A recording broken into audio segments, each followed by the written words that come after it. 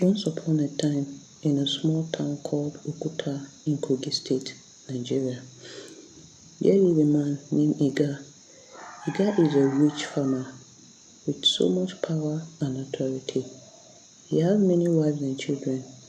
His children are so many that he can't not recall their names and can't even recognize some of them.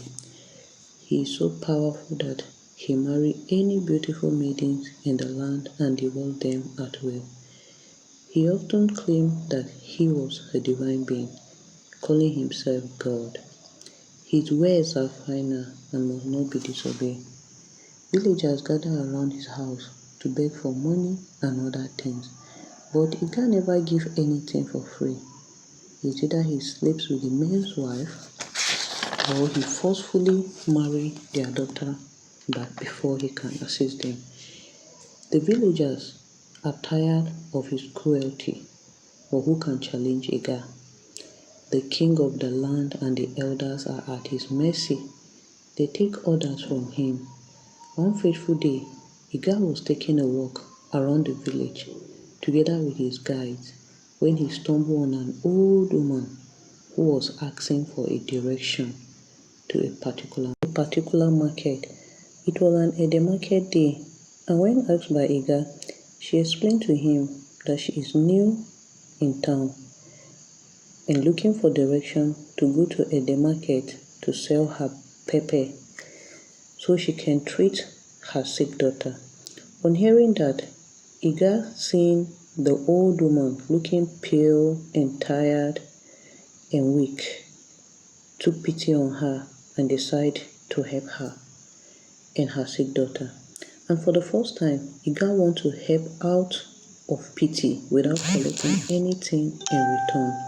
So he asked the woman to take him and his guys to her house so he can see the condition of the daughter and inform the village healer to go treat her.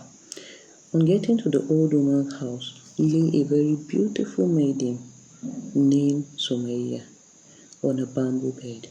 Her face is so radiant and smooth like the morning star. Her skin glow that even the blind can see. Iga was so carried away by her beauty and changed his mind immediately.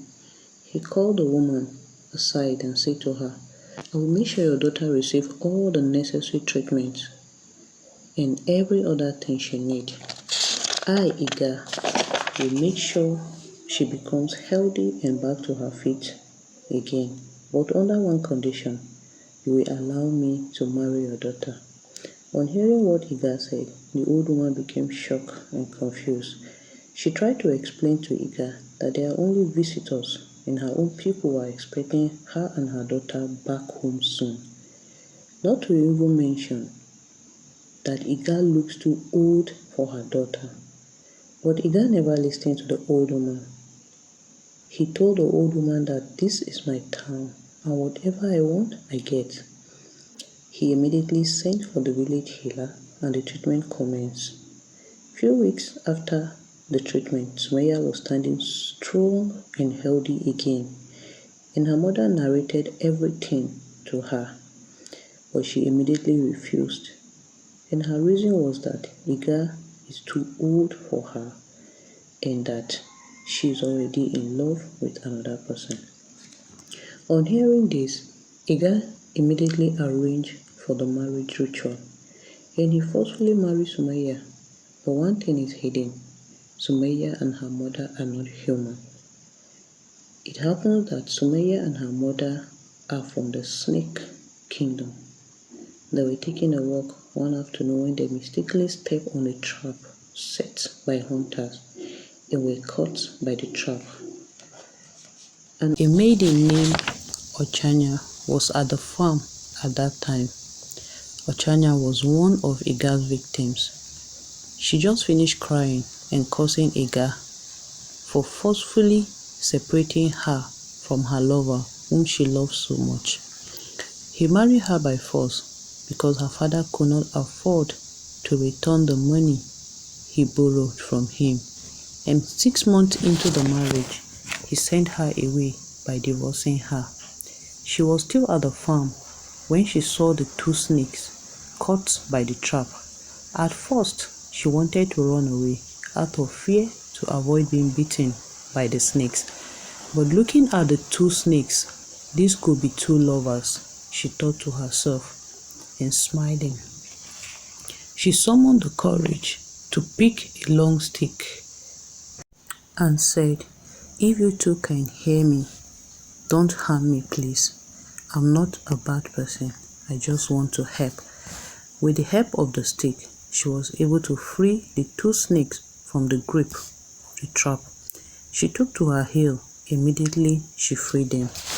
To repay Ochanya of her kindness, the two snakes decide to deal with Iga and teach him a lesson he will never forget in a hurry by taking on a human form. On the night of the wedding ceremony, Iga took his new wife, Sumaya, into the bedroom so he can perform the bedroom rites with her, but immediately he removed his clothes from his body. He could not find Sumaya on the bed. The moment he put on his clothes, he would see her sitting down on the bed, still wearing her bridal gown. He became afraid, but composed himself because he called himself God. He summoned courage and took her and asked her, "Who are you?" he asked with a furious face. "I am Sumaya, your new bride, and will be your last bride," she answered. "Only bride? What do you mean? Because your time of wickedness is over," she replied, and he laughed. "Who do you think you are?" he asked. "I am Sumaya, the daughter of the great Agbaka from the snake kingdom," she replied, "and I'm not here alone. My people are here with me." He immediately raised alarm to inform his guides that he is in danger, but to his surprise, none of them responded.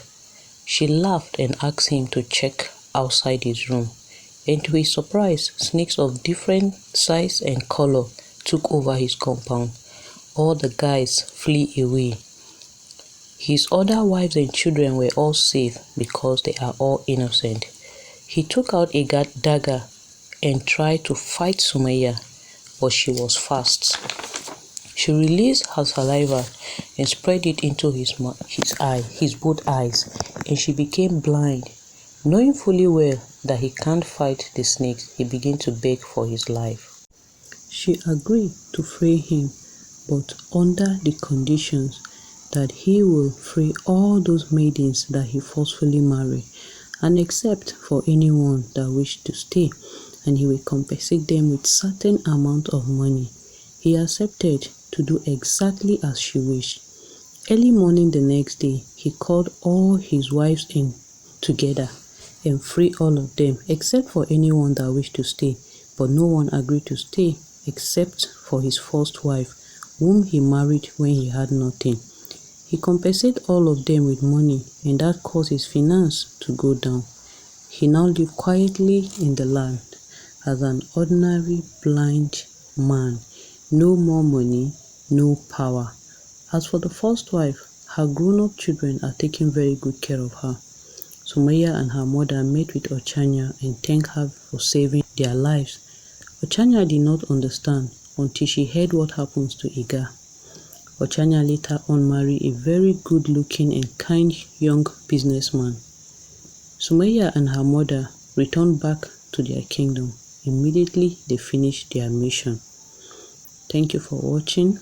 Like, subscribe, and share.